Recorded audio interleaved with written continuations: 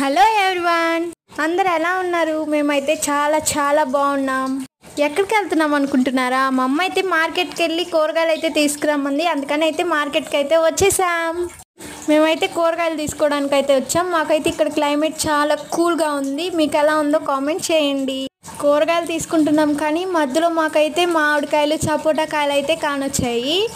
Fruits కూడా కొన్ని తీసుకుందామని మా చెల్లి అయితే నాకు చెప్పింది.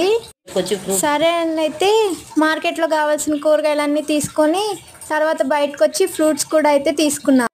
మర్చిపోయాను, కొత్తిమీర, కరివేపాకు కూడా అయితే తెమ్మంది. నేనైతే మర్చిపోయి బయటకు వచ్చేసాను. మళ్ళీ మార్కెట్లోకి వెళ్ళాలి. కొత్తిమీర, కరివేపాకు అన్నీ తీసేసుకున్నాను. నిమ్మకాయలు తీసుకోవా, పులిహోర చేయవా అని మా చెల్లి అయితే గుర్తు చేసింది. మళ్ళీ నిమ్మకాయల కోసం మళ్ళీ మార్కెట్లోకి వెళ్ళాము.